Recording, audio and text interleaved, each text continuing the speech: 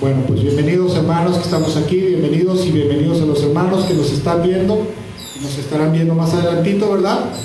Pues vamos a continuar con el programa del culto, del servicio al Señor, ¿verdad? El culto a nuestro Señor Jesucristo, al Padre y al Espíritu Santo, que es la enseñanza de este día.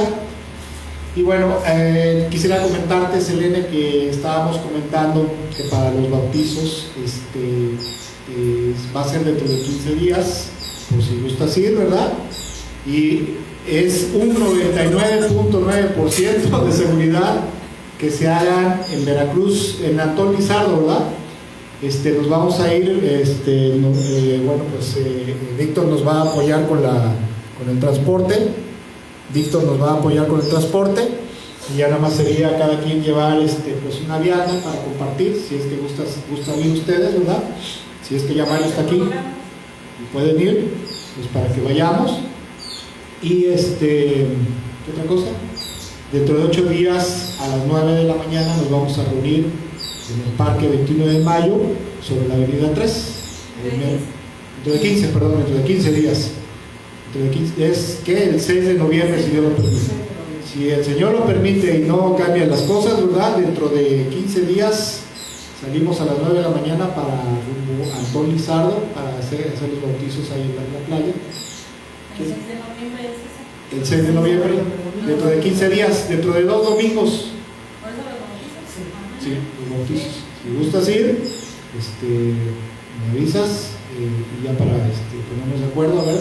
Para irnos apretando más ahí en la combi. Dices que, ¿cómo se llama? Rodolfo. Irías, bueno, tú, tu mamá, ¿quién más? Tu hijo y tu hermana. Irían y ya nosotros nos sigamos apretaditos ahí en la combi, ¿no? Si Dios lo permite.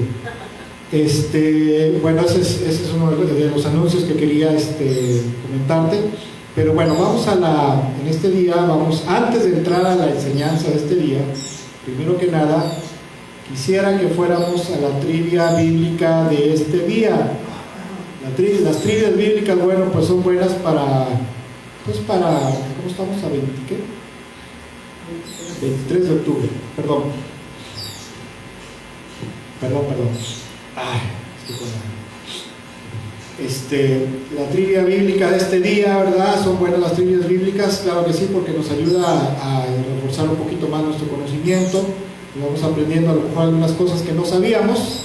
Y bueno, primera pregunta de la trivia bíblica. ¿Hace calor o tengo calor? Sí. ¿Y pongo el ¿te verdad? Ok, bueno. Trivia bíblica de este día. Vamos a la primera pregunta de la trivia bíblica de este día. Bienvenidos a los hermanos que se están conectando, Dios los bendiga. La primera pregunta de la trivia bíblica de este día dice: ¿cómo está Jesús representado en el libro de Éxodo? ¿Alguna idea? ¿Cómo se representa a Jesús ahí, al Mesías esperado? ¿Cómo es representado en el libro de Éxodo? Dice: cuando salgan de Egipto, le dice el Señor, le dice a su pueblo, ¿verdad? Dice: cuando salgan de Egipto van a hacer una ceremonia, ¿verdad? Que se le conoce como la Pascua, y ahí sacrificarán ¿qué? ¿El cordero qué? El cordero pascual. Vamos a ver qué dice la respuesta. El Señor Jesucristo en toda la Biblia, en cada libro del Antiguo Testamento, Jesús es representado por algo, ¿sí? Tiene un simbolismo, tiene una representación en cada libro de la Biblia. Y en el libro de Éxodo es representado como el cordero pascual, ¿verdad? El cordero que, como dice la Biblia, el cordero inmolado de Dios, ¿verdad? El cordero de Dios que quitaría todos los pecados del mundo.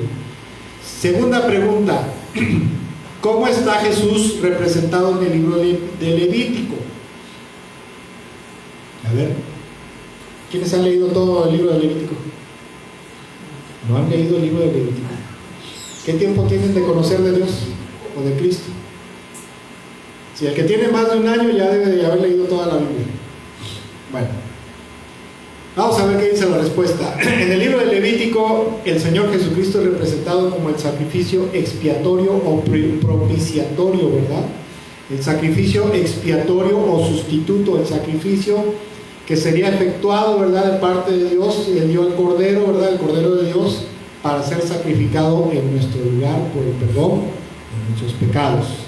Tercera pregunta de este día: ¿cómo está Jesús representado en los libros de Samuel, Reyes y Crónicas? ¿Cómo es representado Jesús ahí? Los que han leído Crónicas, Samuel, Reyes, ¿cómo qué? Habla mucho de... No, ahorita vamos a hablar de esos cantares. ¿Cómo es representado? Alguien con autoridad. ¿Como rey? ¿Tú dices como rey? ¿Qué dices tú? ¿Como juez? ¿Como juez? Vamos a ver qué dice la respuesta. En los libros de Samuel, Reyes y Crónicas es representado como el rey prometido. Dios prometió un rey, ¿verdad?, que vendría a gobernar, y ese es precisamente el Señor Jesucristo, el Mesías esperado, el rey prometido por Dios. Cuarta pregunta: ¿cómo está Jesús representado en el libro de Cantar de los Cantares? Es una historia de amor, ¿verdad?, ahí entre el rey Salomón y la Sulamita, ¿verdad? Y ahí el Señor Jesucristo está representado, ¿verdad?, como algo. ¿Cómo es representado el Señor Jesús ahí? En Cantar de los Cantares. El esposo. Como el rey. Ahí atrás. Selena. No me idea. Como el esposo. A ver, vamos a ver qué dice la respuesta. En Cantares 6:3 es representado como el esposo de la iglesia, ¿verdad? Porque habla de una historia de amor. El libro de Cantares es un libro muy bonito que se lo recomiendo. Si no lo han leído, léanlo, porque habla del amor, hablando terrenalmente, entre el rey Salomón y la Sulamita.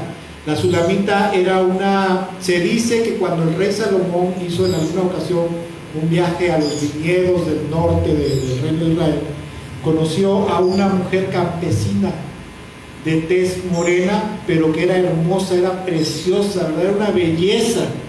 Y dice que la cautivó tanto, ¿verdad?, pero que cuando la campesina esta los vio, eso cuenta las historias judías, salió huyendo. Entonces, para conquistarla, porque él tenía corazón de condominio, nada más tuvo 700 esposas y 300 concubinas, nada más. Se dice que se disfrazó de campesino, de pastor, se acercó a ella, ¿verdad?, la enamoró y después le reveló, y ahí nace el Cantar de los Cantares, la historia de amor entre el amado y la amada, entre el novio y la novia, entre el esposo y la esposa. Y el esposo ahí es un tipo de figura simbólica, así se le llama, de nuestro Señor Jesucristo, el esposo.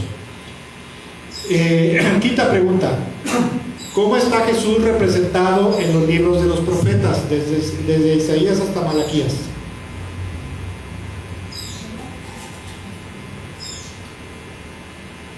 Vamos, aquí acuérdense, estamos para aprender. Nadie se sienta mal si da una respuesta que no es la final.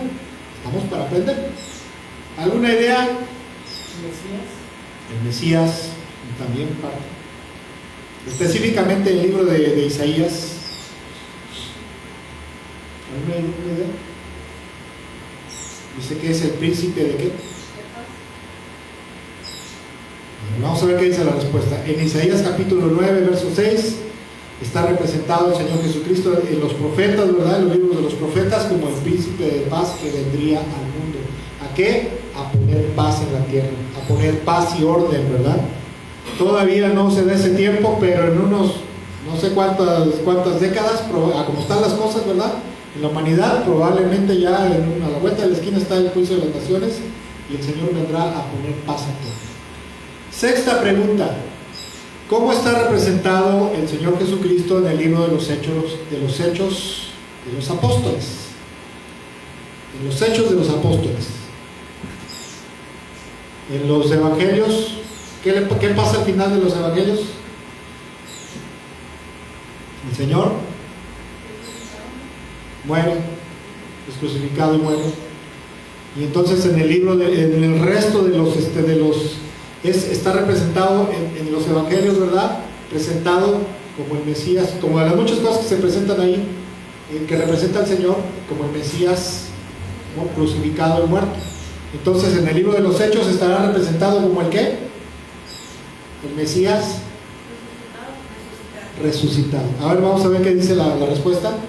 En el libro de los Hechos, principalmente en Hechos capítulo 1, versículo 1 al 5, está presentado, ahí representado, es presentado al Señor como el Mesías resucitado, el Mesías que resucitó, ¿verdad? Que ahora está vivo, vive por siempre, eternamente y para siempre. Y pregunta número 7, última pregunta de esta trivia bíblica: ¿cómo está presentado o representado el Señor Jesucristo en el libro de Apocalipsis? El libro de Apocalipsis es el libro del final de los tiempos, que habla del final de los tiempos y lo que va a pasar al final de los tiempos. Y ahí el Señor Jesús está representado como el Mesías, ¿qué? Salvador. Por ahí va, pero no. ¿Ni idea? ¿Usted, señor? ¿Usted, hermana, Selena? Vamos a ver qué dice la respuesta. En el libro de Apocalipsis, a lo largo de todo el libro de Apocalipsis, el Señor Jesucristo está presentado o representado como el Mesías triunfante que regresará a reinar a esta tierra, ¿no? Porque todo el libro de Apocalipsis, desde el capítulo 1, desde que Juan ve la visión, está presentado como el Cristo, como el Mesías, como el Hijo de Dios, como el Rey de Reyes, triunfante, ¿verdad? Que ya triunfó, está en los cielos, está gobernando, está dirigiendo los designios de todas las naciones, ¿verdad? Del mundo, y Él es el mero petatero, como dicen, ¿ok? Bueno, de todos modos, esta trivia bíblica se las voy a mandar al grupo, ¿verdad? Y ahí lo voy a mandar, y a sus celulares. Y ahora sí vamos a entrar de lleno a la enseñanza de este día. Bienvenidos a los hermanos que nos están viendo, nos estarán viendo más adelante. La enseñanza de este día tiene por título, ¿verdad? Tiene por título, caray, ya la perdí. Se llama, ¿cómo se llama? Compromiso con el Señor Jesucristo. El compromiso con el Señor Jesús, con Jesús y con su cuerpo. Acabamos de hablar hace rato acerca del bautismo, qué es el bautismo, qué representa el bautismo, ¿verdad? Las implicaciones que tiene.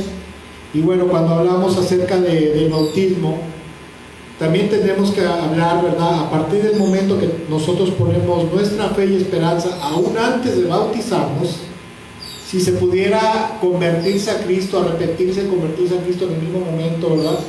Y aceptar al Señor, ¿verdad? Arrepentirnos, aceptar al Señor como Jesús, al Señor Jesús como nuestro Señor y Salvador. Lo más conveniente sería, como el eunuco que bautizó Felipe, sería bautizarnos inmediatamente. Pero a veces no se puede por X o Y razones. Pero una vez que creemos en Jesús,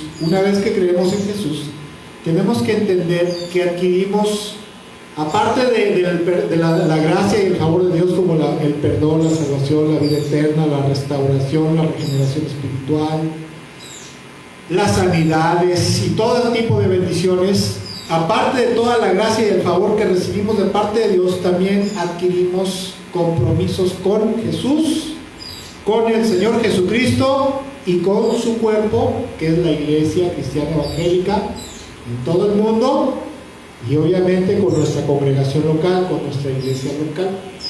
Porque este grupo, ¿verdad? Por pequeñito que sea, somos parte de algo más grande, somos parte de un todo.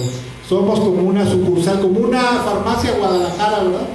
Que pertenece al corporativo que está ¿dónde? En Guadalajara, me imagino, ¿no? Es parte de eso, ¿verdad? Nosotros pertenecemos al cuerpo de Cristo y obviamente al reino de los cielos, cada cristiano, ¿sí? Y antes de hablar y entrar de lleno para hablar del compromiso con el Señor Jesucristo y con su cuerpo, primero que nada quisiera hablar un poquito acerca de la gloria y la grandeza del Señor Jesús, porque es conveniente, ¿verdad?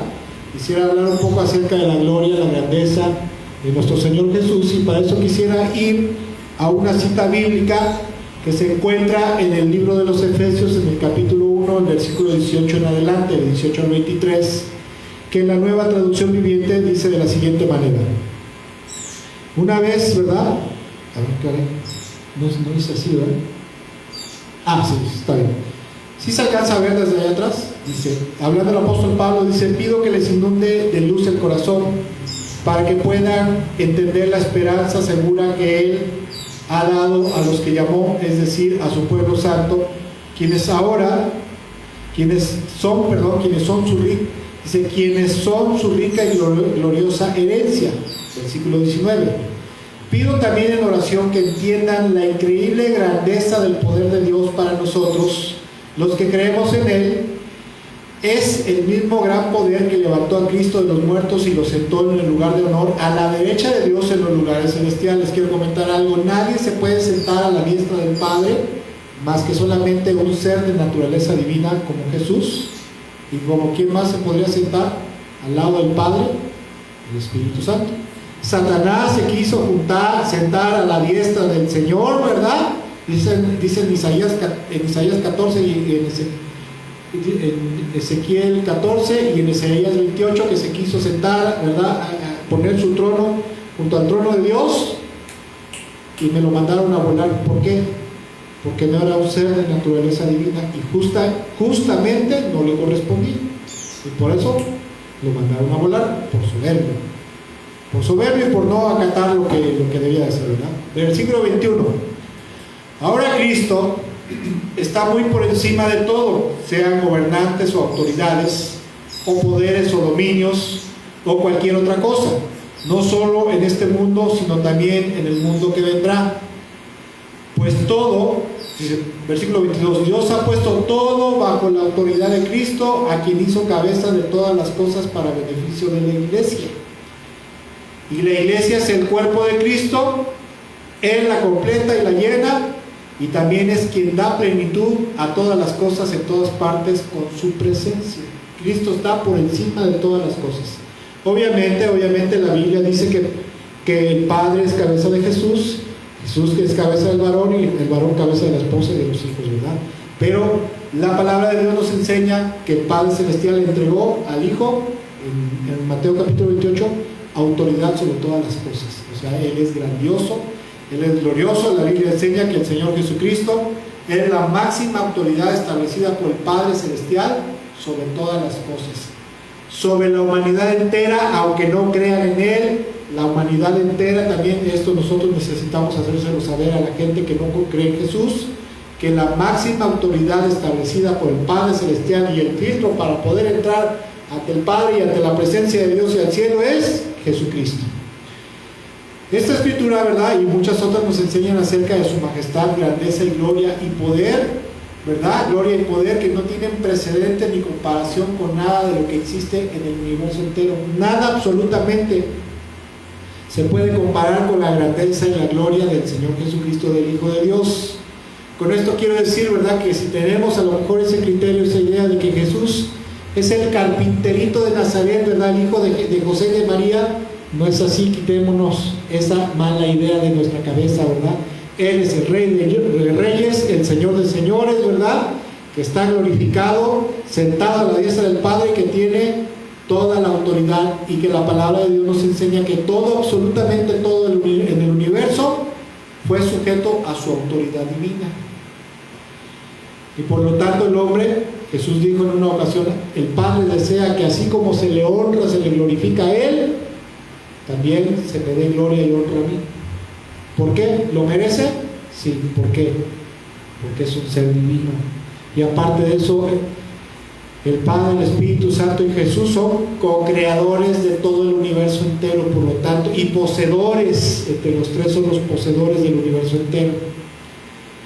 Y esto de esta autoridad divina, de esta naturaleza divina, le da privilegios divinos, como por ejemplo a Cristo Jesús. Hablando de Cristo Jesús, del Hijo de Dios, le da el privilegio de que la humanidad entera, crea o no crea en Él, y algún día aún los inconversos, los que no creyeron en Él, tendrán que postrarse ante Él y adorarlo en el juicio del gran trono blanco, nada más que ya ahí será para perdición eterna, ¿verdad? La palabra de Dios nos enseña que como tiene la autoridad divina, la naturaleza divina del Señor Jesús, Él es digno de recibir sublime adoración, total y pleno sometimiento a su autoridad divina, abnegación absoluta a sus deseos, a su voluntad, a sus planes y propósitos, y aún el sacrificio de la vida misma en pro de su nombre y de su obra, porque eso les enseñó Jesús a sus discípulos, ¿o no? Eso enseñan los evangelios.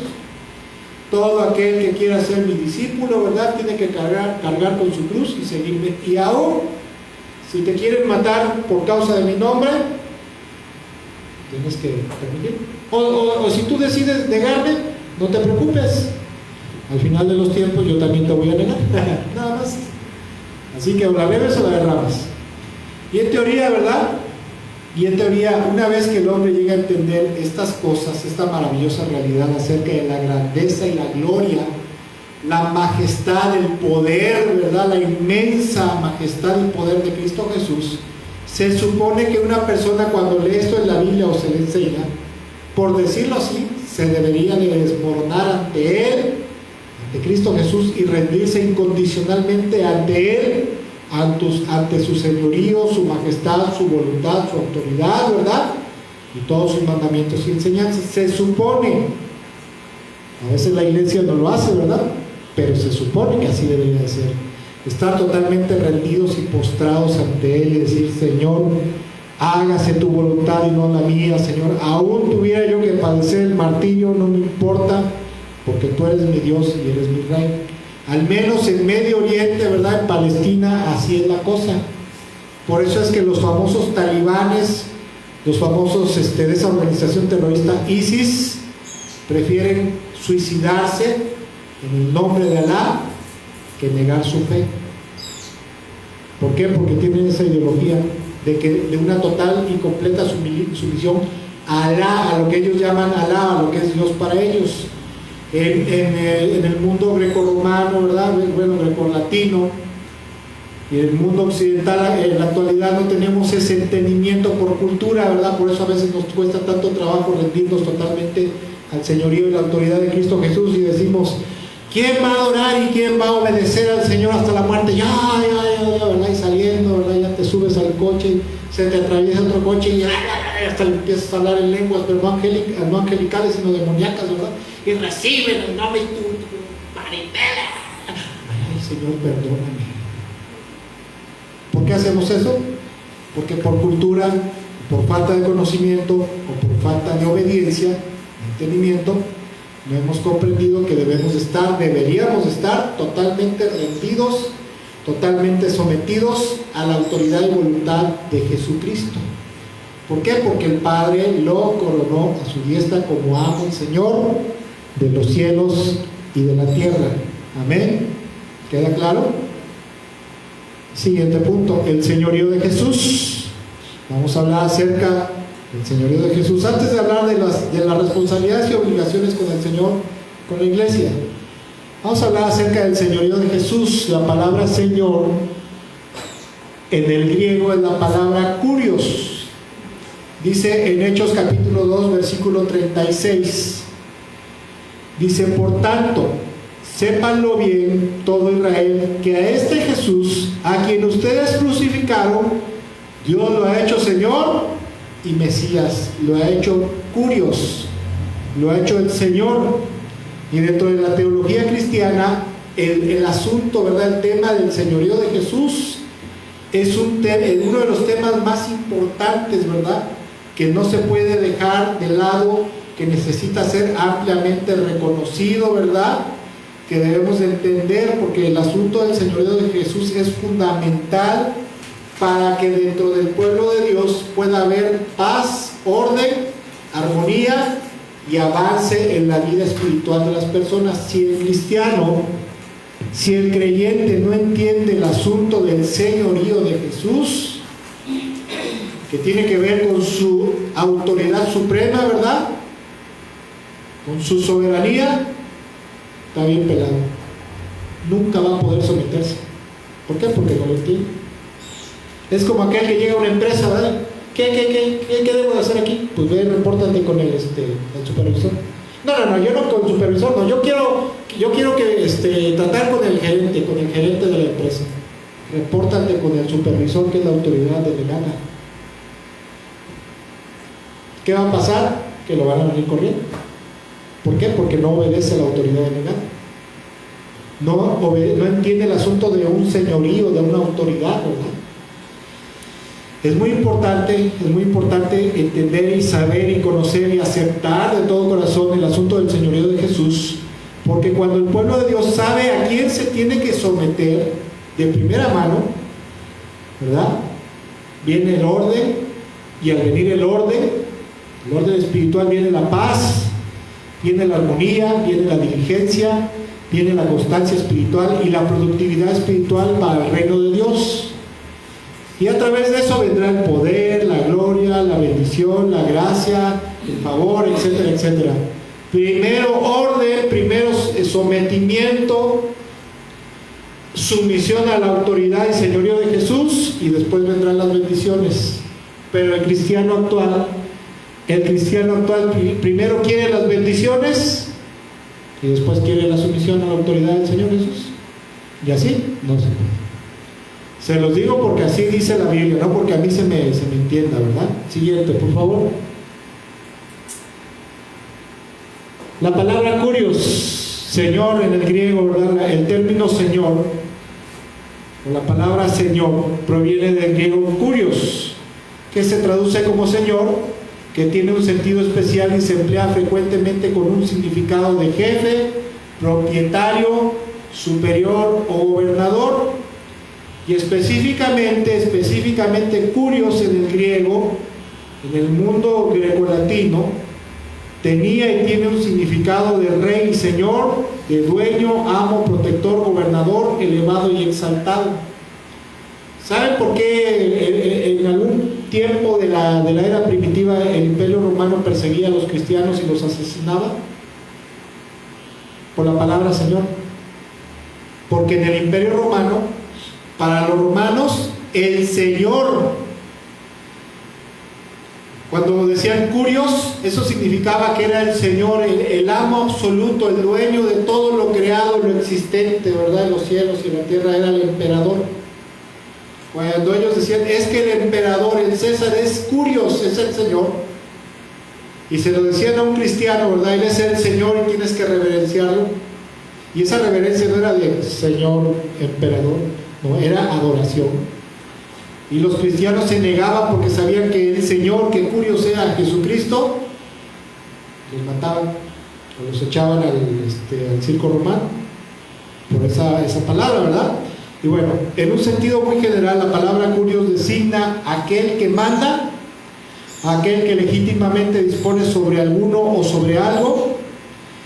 Y teológicamente hablando, ¿verdad? Habla de que el Padre Celestial le ha dado legítimamente poder y autoridad absoluta a su amado Hijo Jesucristo, quien también es de naturaleza divina como Él, y por lo tanto puede gobernar y disponer de manera soberana sobre toda la creación de los cielos y la tierra. El día que yo entendí esto, casi me pasa lo mismo que el apóstol Juan, casi me voy para atrás como condorito, ¿no? Dije, Señor, perdóname, no había yo entendido que tú eras el Señor. Y a partir de ese momento he tratado todos los días de mi vida de estar totalmente sometido a su señorío, autoridad y voluntad. Cuando lo entiendes. Cuando no lo entiendes, vives como se te pega tu regalada gana. Kurios, la palabra kurios en el Nuevo Testamento es también un título honorífico atribuido a Jesucristo para proclamar su gloria, majestad y soberanía sobre la humanidad y sobre toda la creación. Ahora sí, vamos a pasar a hablar. ¿Sí quedó claro lo del asunto del señorío de Jesús? Lo que es que Jesús sea el Señor. O sea que después del Padre o juntamente con el Padre, Jesús es el mero petatero. Eso sí queda claro, ¿verdad?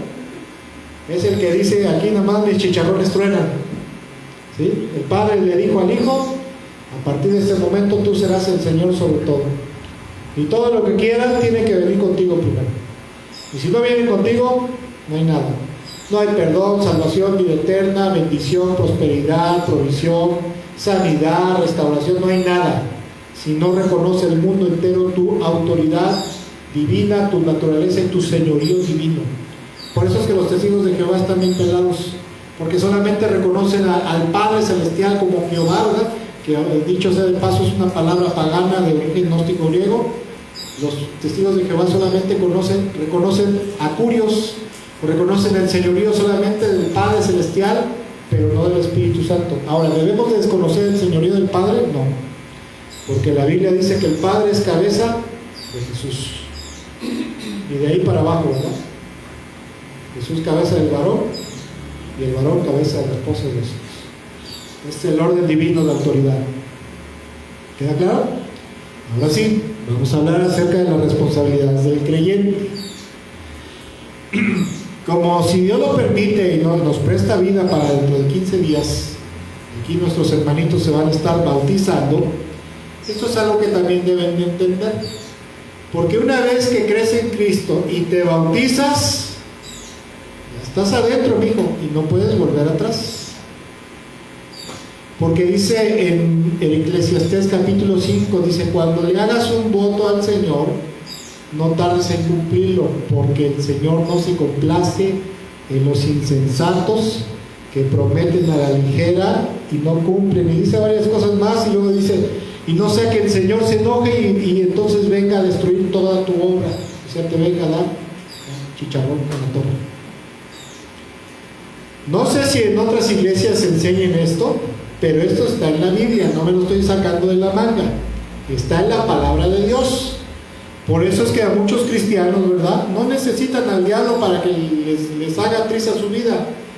Simplemente necesitan ser irresponsables en su vida espiritual e irresponsables con su mayordomía, con su sumisión a Cristo Jesús. Con eso tienes para que se venga tu vida abajo.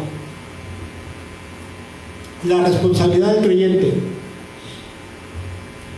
Una vez que Dios nos ha mostrado, ¿verdad?, que estamos aprendiendo esto del asunto del señorío, la gloria, el poder y la majestad de Jesús por medio de su palabra, y que damos por entendido que nosotros como discípulos tenemos responsabilidades, y yo diría que muchas responsabilidades hacia el Hijo de Dios como nuestro Dios, Rey, Amo y Señor y Salvador. Tiene que quedar bien entendido, porque con el Señor, ¿verdad?, con Dios, ¿verdad?, con el Padre, con el Espíritu Santo, con Dios, no hay letras chiquitas. Ay, es que tú no me dijiste esto, Señor, no lo leí en las letras chiquitas. Y el Padre dice: no, ¿cómo de que no? Ahí estaba en la Biblia, ¿verdad? Ahí estaba en la palabra de Dios. Aquí tengo la palabra de Dios también. Es multifacética. Gracias a Dios por la tecnología, ¿verdad? Antes tenían que abrir los rollos, los papiros, ¿verdad?, y estar buscando. ¿Y dónde está Isaías 53? Pues síguele, dale vuelta. Ah, aquí está Isaías, y no había capítulos. Quiero comentarles, si Dios lo permite, si se puede, ¿verdad?, si ustedes pueden, me gustaría iniciar el discipulado bíblico que se les debe de dar, pero una de dos: o es aquí a las 10 de la mañana, o lo hacemos a través de Meet por internet. Establecemos una hora a la cual estemos libres un día a la semana. Puede ser martes, puede ser jueves, quizás viernes, porque vengo a hacer aseo el viernes y ya llegaría yo a dar la clase a las 8 o 9 de la noche. Pero esto todavía está en veremos, así que ustedes deciden si se quieren desmañanar un poquito más y honrar al Señor con eso con sus vidas, con eso. Si lo hacemos aquí, o lo hacemos a través de mí en la tarde, noche, un día a la semana. ¿Okay? Pero no va a pasar mucho tiempo de eso, tenemos que hacerlo. Ahora, la palabra de Dios nos enseña, ¿verdad?, acerca de las responsabilidades que un cristiano tiene cuando viene a Cristo, con administrar sabiamente su vida, ¿verdad?, su vida. Porque escuchen, cuando tú le entregas tu vida a Jesucristo, de por sí, la Biblia dice que el mundo y su plenitud le pertenecen al Señor, todo le pertenece al Señor. Pero te echas más la soga al cuello, por decirlo así en buena onda, cuando te rindes totalmente a Cristo, porque entonces ya tu vida, tus pertenencias, tu familia, tu trabajo, tu tiempo, tu existencia, tus recursos, todo, absolutamente todo, lo has puesto a los pies del Señor Jesús. Y como su discípulo, como su siervo, ¿verdad?, como creyente en Él, ¿verdad?, pasamos a ser parte de una nación de reyes y sacerdotes al servicio de nuestro Dios, comprados por la sangre de Jesús. Toda nuestra vida, ¿verdad?, pasa a ser de Él, y nosotros ahora tenemos la obligación de administrar sabiamente todos y cada uno de los recursos que el Señor nos ha dado: nuestro tiempo, nuestra vida, nuestra familia, nuestro trabajo, el tiempo fuera de tiempo aparte de tu trabajo para cumplir con tus responsabilidades, ¿verdad? El ministerio que te haya dado, los recursos, todas las cosas ahora están en el poder del Señor. Porque eso es lo que dice la palabra de Dios, no lo digo yo, lo dice la palabra de Dios. Y de igual forma el discípulo tiene la obligación de obedecer y mantenerse fiel y leal a su amo y Señor Jesucristo, porque ese fue el derecho divino que el Padre Celestial le otorgó en el momento que murió y cuando resucita. En Mateo capítulo 18, versículo 19 al 20 dice: se me ha dado ¿qué? Toda autoridad, toda potestad, ¿en dónde? En los cielos y en la tierra. El jefe, ¿verdad? Y tenemos la obligación, escuchen, yo sé que a mucha gente esta palabra obligación le repatea en el hígado, pero bíblicamente, divinamente, espiritualmente tenemos esta obligación de ser fieles y obedientes y mantenernos diligentemente sumisos, cumpliendo la voluntad de nuestro Señor Jesucristo, nuestro amo, Rey y Señor. ¿Queda claro? Quiero ir a una cita bíblica que está en Lucas capítulo 12, versículo 35 a 36 y luego 38 a 40, que ya la hemos visto, ¿verdad? Creo que la vimos la semana pasada, pero para ilustrar un poquito más esto, dice, hablando el Señor, que cuando Él viniera, ¿verdad? Les pone una parábola, dice: manténganse listos con la ropa bien ajustada y la luz encendida, o sea, al tiro siempre, mijo. Hablando en mexicano, ¿verdad? Al tiro. Pórtense como siervos que esperan que regrese su Señor de un banquete de bodas, para abrirle la puerta tan pronto como Él llegue y toque, ¿verdad? Imagínense que llega, a lo mejor llega el amo, ¿verdad? En una hacienda allá en Palestina, llegar al amo a las 2 de la mañana a tocar: ¡eh! ¡Pancho, ábreme! Y estuviera 1 hora, 2 horas, ¡Pancho! Y Pancho bien que toma. ¿Qué iba a hacer el amo? Amárrenlo de pies y manos y zorrájenlo en la oscuridad, allá donde es el gemir y el rechinar de dientes. ¿Por qué? Por el responsable. Versículo 38. Sí, dichosos aquellos siervos a quienes su Señor encuentre preparados, aunque llegue a la medianoche o en la madrugada. O sea que debes de ser cristiano no solamente en el culto o por las mañanas cuando estás de buenas, sino en todo momento, en las buenas y en las malas. ¿Sí? 39. Pero entiendan esto: si un dueño de casa supiera a qué hora va a llegar el ladrón, estaría pendiente para no dejarlo forzar la entrada. O sea, tienes que estar vigilante, diligente en tu vida espiritual en todo momento, de mantenerte obedeciendo la voluntad de Dios, de vivir en amor, santidad, justicia, humildad, etcétera, etcétera, y no dejar que la carne, el pecado y que aún el diablo te arrastren a hacer lo que al Señor no le agrada. Asimismo, deben ustedes estar preparados, porque el Hijo del Hombre vendrá cuando menos lo esperen, o te puedes morir en el momento que menos te lo imagines. Hace un mes casi, 3 semanas, si no me hubiera yo atendido así en el momento que me hubiera llevado a la Cruz Roja, ahorita ya estaría yo saludando a San Pedro y arriba. A lo mejor. Nadie tiene la vida comprada. Hay gente que dice: no, yo sé que el calvinismo, por ejemplo, dice las iglesias reformadas, ¿verdad? Bautistas, metodistas, presbiterianas, en su famosa doctrina de la perseverancia de los santos: aunque yo peque, aunque yo haga esto, el Señor es tan bueno que aún al final de mi vida me va a dar una última oportunidad. ¿No es cierto? La Biblia dice que si en Juan 15, que el Padre corta de la vid, o sea, de Cristo, todo aquel pámpano, todo aquel sarmiento, ¿verdad?, que no da fruto. Que no da fruto, dice Jesús, lo corta, lo manda a volar por ahí. Eso dice el Señor. ¿Eso lo dice quién? Dios. Entonces, por lo tanto, en base a esta porción, debemos de entender que como discípulos, como creyentes, como discípulos y siervos fieles de Cristo Jesús, debemos de estar prestos, atentos, ¿verdad?, en todo momento, para realizar con los encargos, ordenanzas y mandamientos que el Señor Jesucristo y que el Padre Celestial nos dejaron en su palabra, y que son enseñados cada domingo en la iglesia, en los discipulados, en las células, y a través de la lectura bíblica vamos aprendiendo. Debemos estar prestos, atentos, cumpliendo diligentemente en cada momento de nuestra vida. Es que este chamaco, Señor, ¿verdad?, me hace puré el fruto del Espíritu, chamaco. ¿No? ¿A cuántas mamás a veces los hijos les hacen puré el fruto del espíritu, sus chamaquitos? Cuando te hacen algo, te dan ganas de comértelo con todo y zapatos, ¿verdad? Chamaco. La Biblia dice que debemos de disciplinarlos con vara. Dice, disciplina al joven, al muchacho. No dice al niño, mira, obviamente al niño, ¿verdad? Pero al muchacho a cierta edad, ¿verdad? Es que antes hasta se decía antes en el tiempo antiguo, ¿verdad? En Palestina se decía que hasta los 21 años dejaban de ser adolescentes. Y de los 21 en adelante pasaban a la edad, a la juventud.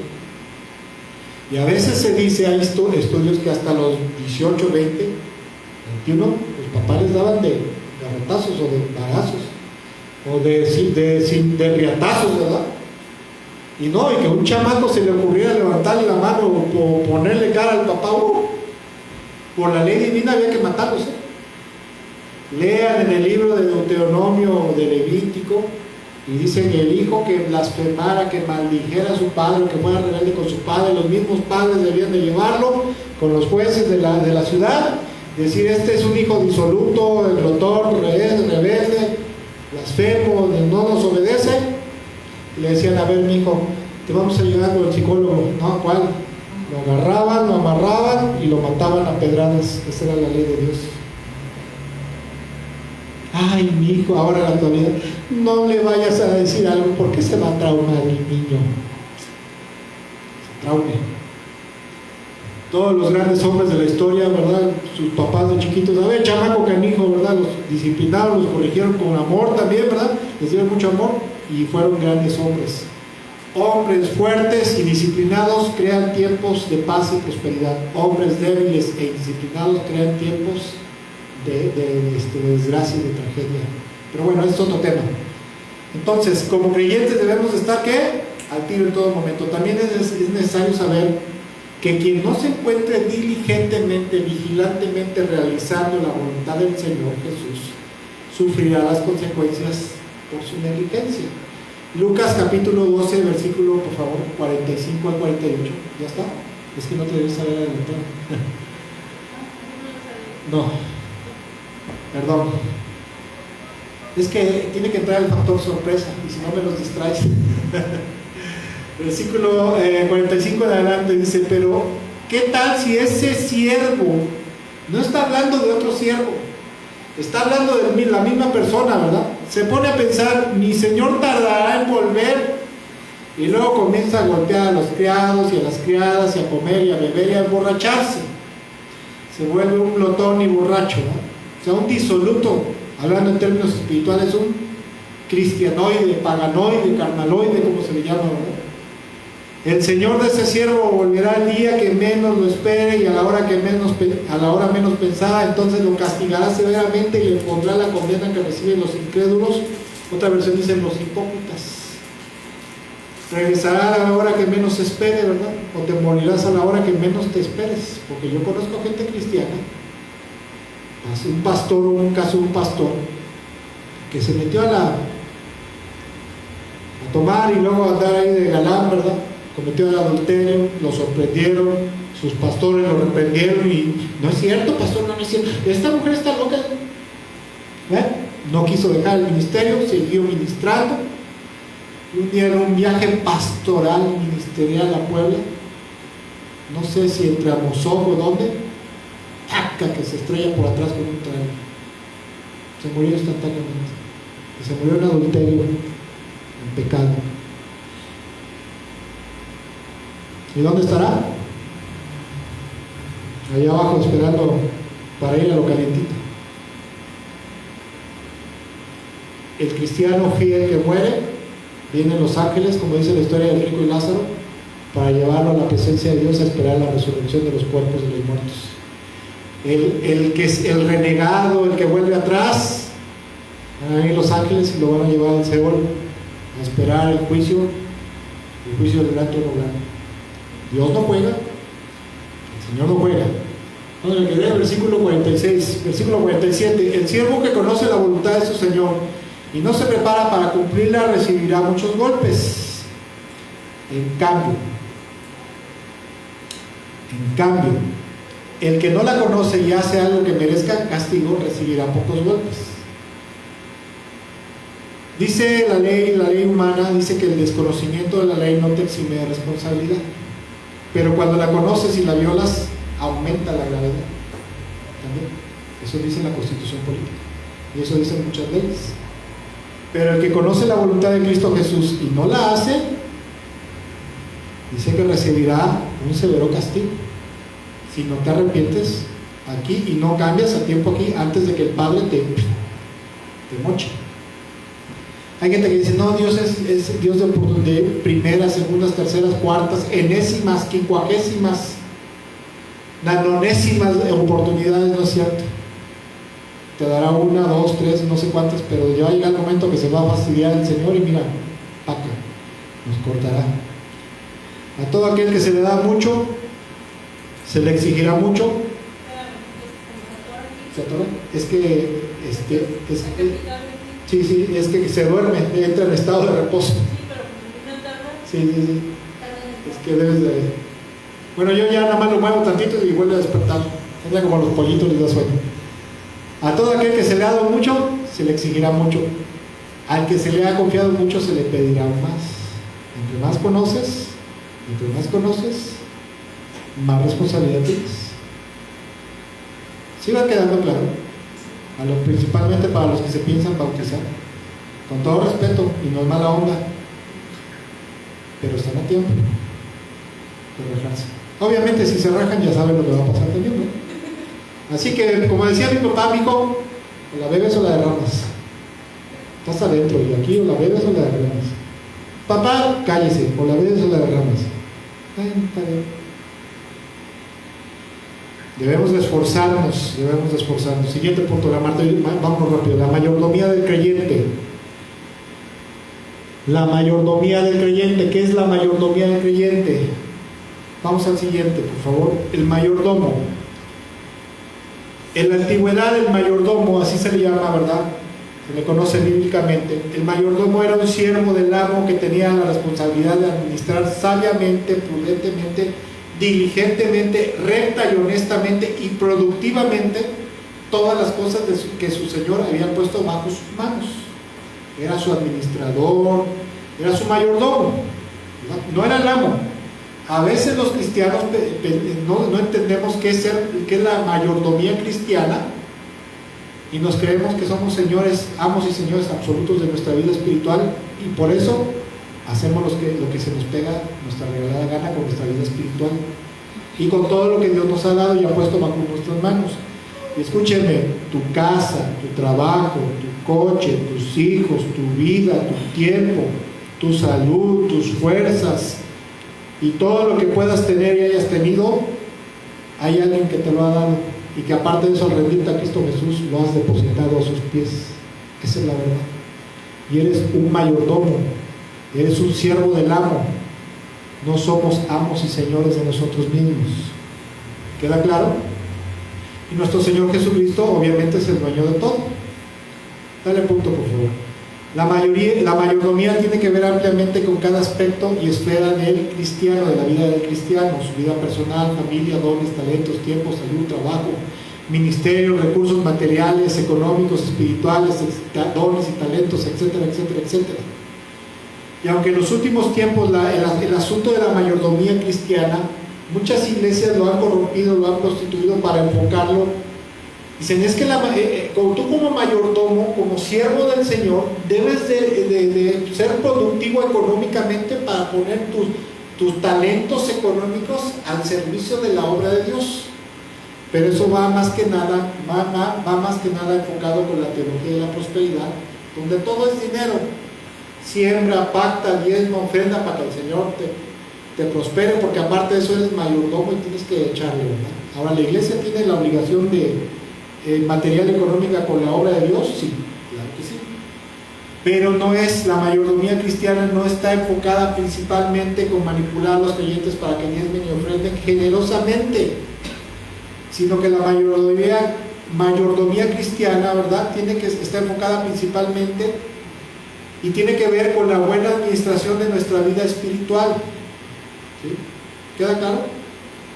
Y esta mayordomía también tiene que ver con la obligación de la membresía del creyente como integrante de la iglesia de Jesucristo, el cual es su cuerpo espiritual en la iglesia. Vuelvo a repetir, la mayordomía cristiana tiene que ver con la obligación de la membresía del creyente como integrante de la iglesia de Jesucristo, el cual es su cuerpo espiritual en esta tierra.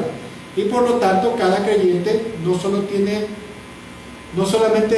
tiene el derecho de recibir bendiciones de parte de Dios, promesas, sino también tiene obligaciones y responsabilidades para con el Señor Jesucristo. Vamos a la siguiente diapositiva, por favor. Ya es, perdón. Ya. Es que el mouse, como es inalámbrico, entra en un estado de reposo y le das, ay, así lo tienes que mover tantito, picar un botoncito y ya despierta. Primero que nada, tener buena comunión con cada uno de los hermanos. Tener buena relación con los hermanos de la iglesia en general y de su congregación principalmente. Buena comunión y conocerlos a cada quien.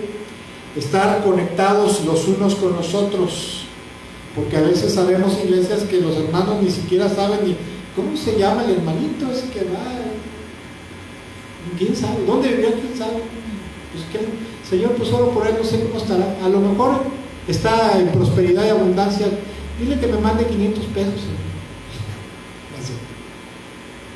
Estar solícitos en apoyarlos en lo que sus fuerzas y recursos se lo permitan. Es que yo no tengo con qué apoyarlo. Ok, está bien. No tengo oro ni tengo plata, pero lo que tengo te doy en el nombre de Jesús. Oración por ti. Apoyo, ánimo, hermano, échale ganas. Mira, puedes hacer esto y lo otro. Y si puedes materialmente apoyarlo también, si puedes con tu presencia ir a ayudarlo en algo también, sí, estar al pendiente de su vida y avance espiritual, tener interés por los hermanos de tu congregación, porque a veces llegamos a la iglesia, hasta luego hermanos, Dios les bendiga, ni siquiera qué onda, cómo estás, cómo te ha ido, qué va pasando en tu vida, cuáles son tus batallas, quieres que ore por ti, por algo.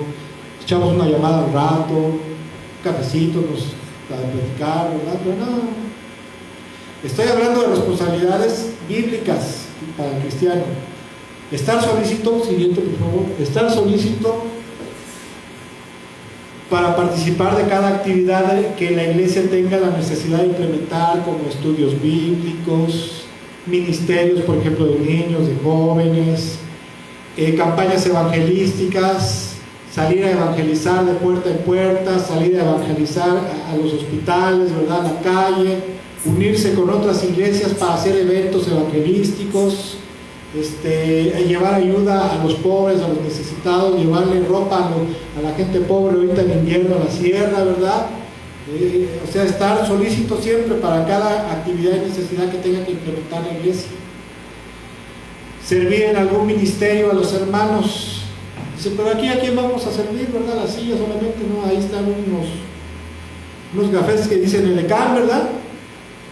¿Y qué es un edecán? El que ayuda a la gente a sentarse, que necesitas algo, que te apague el ventilador, quieres agua, voy a checar los baños, y si ya hubiera niños, ¿verdad?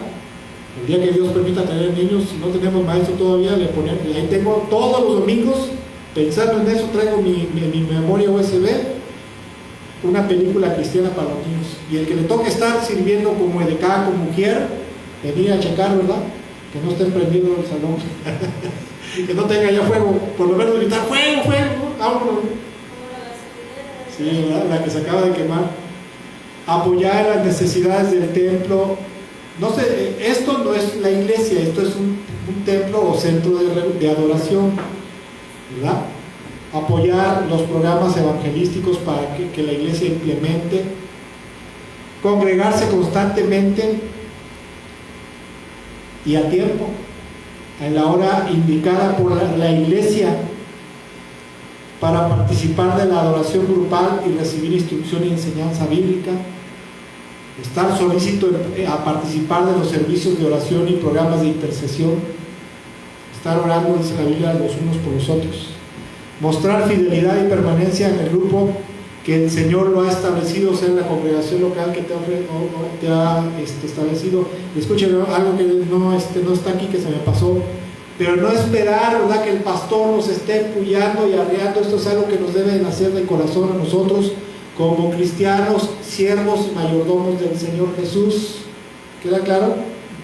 Porque en la parábola dice, el siervo debe estar atento. Es que tengo la aplicación del GPS o del GPS, ¿verdad? Ya viene el amo, ya viene, ahora sí, ¿verdad? Voy a hacer como que estaba yo trabajando. No. Mostrar fidelidad y permanencia en eso, ya lo dije, ¿verdad?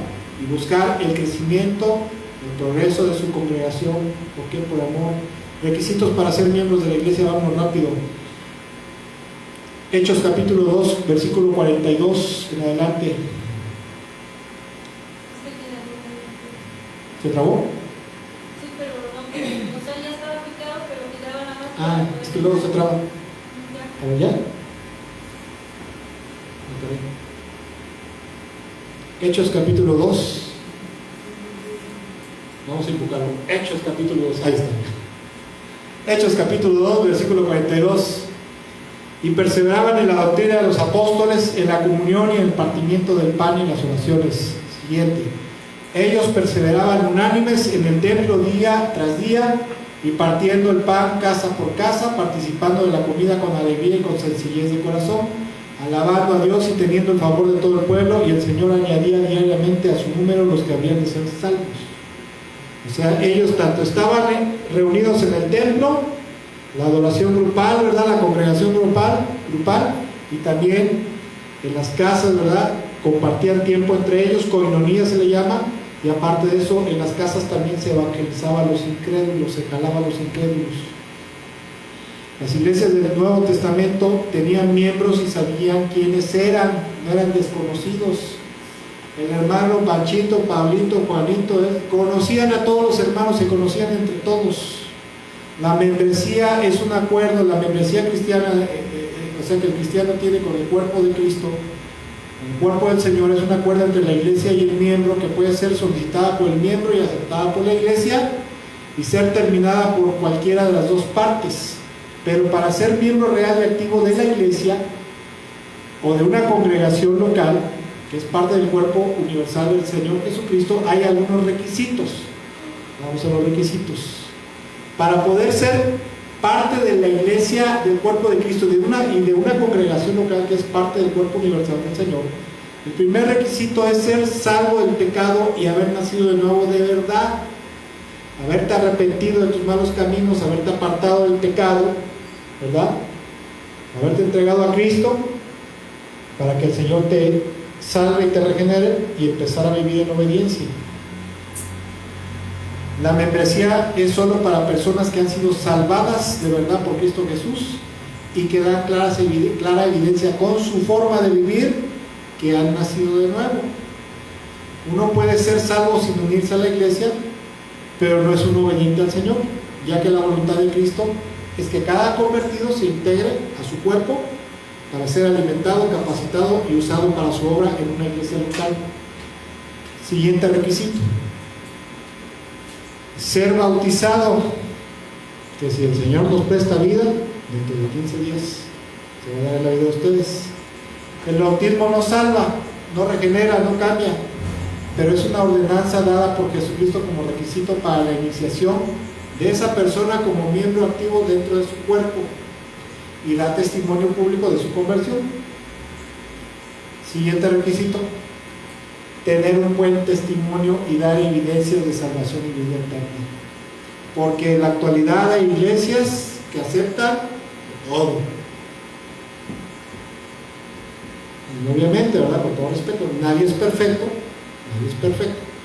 pero si yo supiera que hay alguien de aquí, algunos de los poquitos que somos, que tuviera más testimonio, primero hablaría con él, lo exhortaría, le llamaría la atención, lo corregiría, y si no cambia, o solito se va.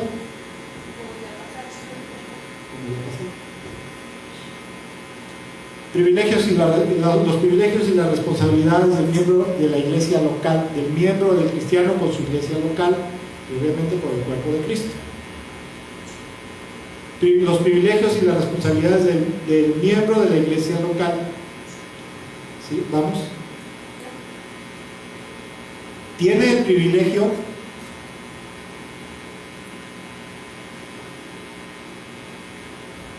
de recibir la guianza de Dios, la sabiduría, la cobertura, la protección espiritual, la instrucción, el apoyo y de ser nutrido por medio del cuerpo de Cristo local, o sea, una congregación al cual pertenece.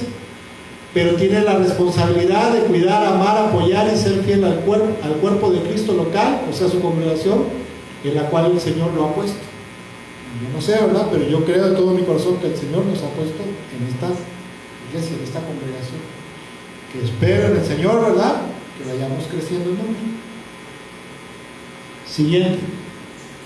Tiene el privilegio de tener un guía espiritual. Un guía espiritual, un pastor, un encargado, un anciano, presbítero, líder, como quieras llamarlo, ¿verdad? Pero también tiene la responsabilidad de seguirlo y acatar sus instrucciones y consejos. Ahí están las citas bíblicas para que vean que no es cuento mío, lo pueden leer. Tiene la responsabilidad de seguirlo y acatar las instrucciones que le dé su consejero, su pastor, su líder, su anciano, su presbítero, etcétera, etcétera.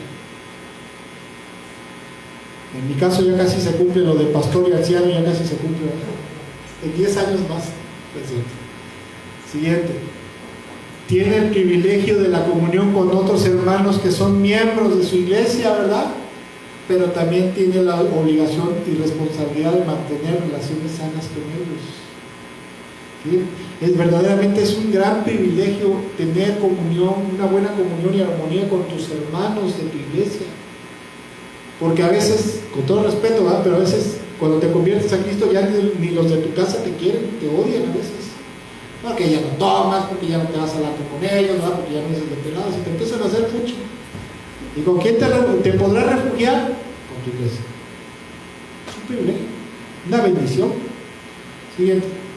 Tiene el privilegio de poder asistir a las reuniones para ser instruido, ser nutrido, alimentado espiritualmente, ¿verdad? Y a veces, donde hay iglesias donde nosotros teníamos un ministerio, por decirlo así, el ministerio de la canasta del talento, donde cada semana se llevaba que un kilito de azúcar, un kilito de arroz, que ahorita como están de cada las cosas, antes era 1 kilo, ahora será un cuarto o medio, pero se iba llenando la canasta y al final se le iba dando a alguien con necesidad de la iglesia, y si decían yo no lo necesito, entonces llévaselo a alguien pobre, pero era un ministerio. Aquí la señora hermana había establecido. Aquí está la canasta, el talento, y cada semana, ¿verdad? Arroz, unas mecenas, cafecito, cosas esenciales, ¿verdad? Y bueno, y gracias a Dios en ese entonces, cuando estábamos allá establecidos en la Casa Arano, donde había un bar ahí, ¿verdad? Un salón muy grande que nos rentaban por 200 pesos al mes, imagínense, un salón grandísimo. No, sí hemos tenido la gracia de Dios, pero bonito, ¿verdad? Nada más que el diablo ha metido la cola siempre. Pero bueno, pero también tiene la responsabilidad de asistir fielmente a los cultos, obviamente en caso de que algo pase que verdaderamente sea de fuerza mayor, pues sí, es entendible. Te lastimaste, se lastimó un hijo tuyo, tu papá, tu mamá, algo que verdaderamente es muy necesario, sí, no vaya, ¿verdad? Entendible, pero tiene la responsabilidad de asistir constantemente. Y los que rehusan asistir a los cultos regularmente, en realidad nunca formaron o en realidad no son parte de la iglesia, del cuerpo y de la iglesia local. Siguiente. Tiene el privilegio de tomar la cena del Señor, pero también tiene la responsabilidad de examinarse a sí mismo antes de tomarla y juzgar el pecado en su propia vida. La cena del Señor es un privilegio para la iglesia, es parte del culto, es parte de la adoración, ¿verdad? Es una ordenanza, hay dos ordenanzas para el cristiano: bautismo y la cena del Señor. Siguiente. Tiene el privilegio de sostener los gastos de la obra de Dios y en ocasiones necesarias de recibir ayuda material, porque las ofrendas, cuando hay ofrendas suficientes, las ofrendas no solamente son para sostener los gastos de la obra, sino también para ayudar a los necesitados de la iglesia. Hace tiempo, ¿verdad? Cuando había buena economía, estábamos en otros lugares, y había buena asistencia, Estábamos en un lugar transitado, estábamos en la... ¿Saben dónde estaba telecomunicaciones? Ahí en la avenida 11, donde está la Casa Arano. Ahí junto había un salón que era...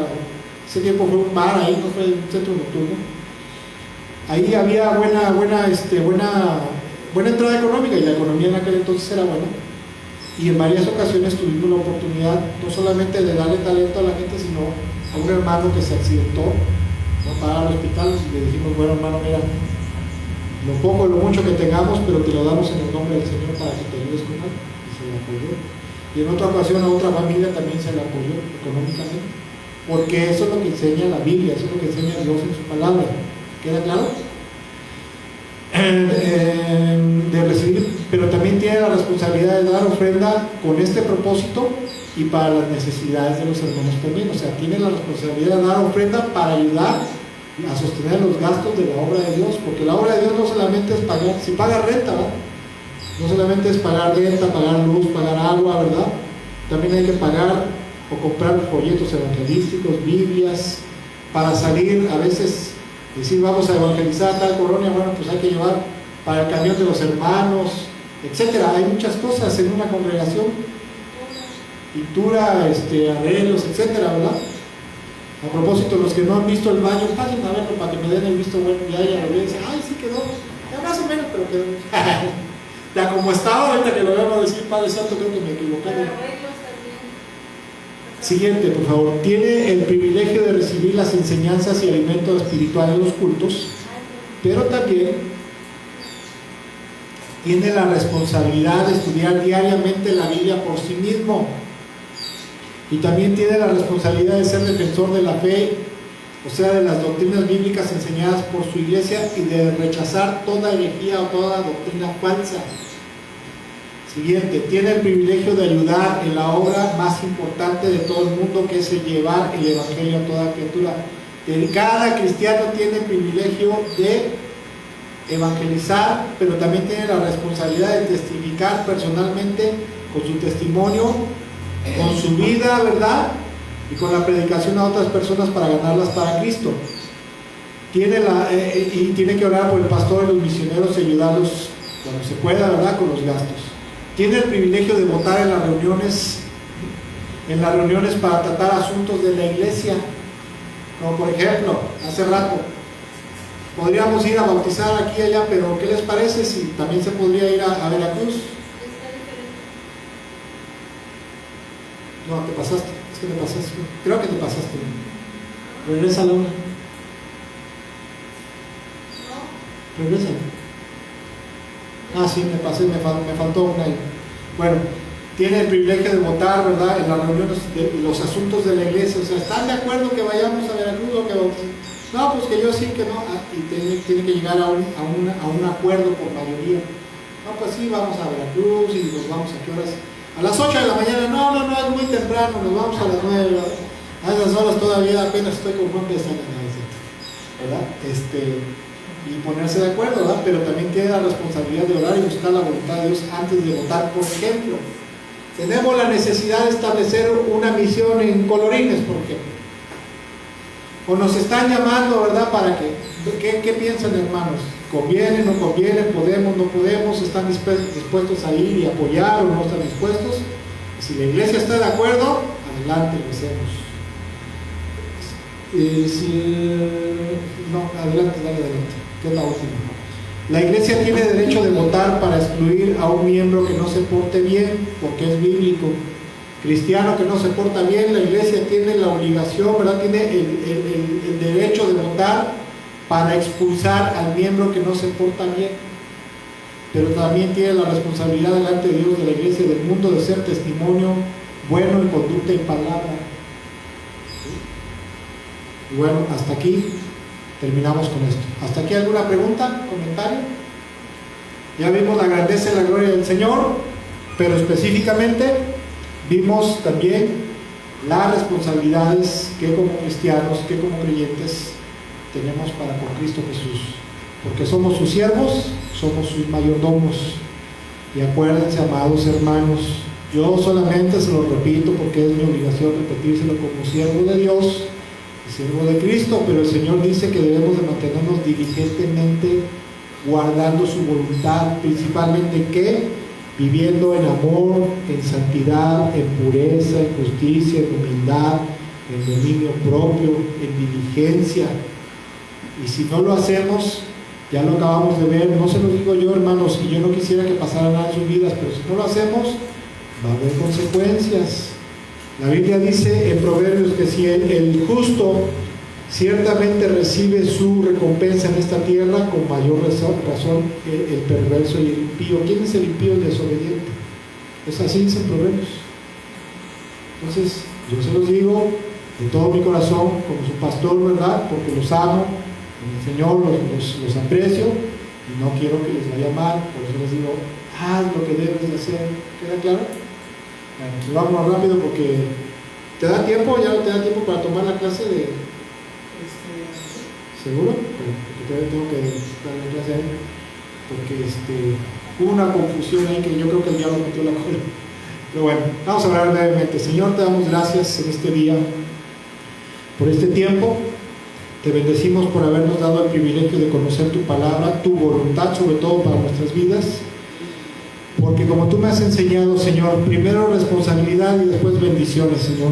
Y Señor, gracias porque tú nos enseñas que si primero cumplimos con nuestras responsabilidades cristianas como siervos y mayordomos tuyos, posteriormente recibiremos bendiciones, gracia, favor, ayuda, protección, prosperidad de tu mano, Señor. Primero responsabilidad y luego obligación es lo que nos has enseñado siempre a través de tu palabra, Señor. Primero responsabilidad y, Señor, gracias por conocer tu voluntad. Y los que estamos aquí, Señor, yo doy por enterado, por entendido que hemos aceptado, hemos comprendido y que aunque hemos aceptado tu voluntad y nos hemos comprometido, Señor, en esta hora nos comprometemos a ponerla fielmente por obra.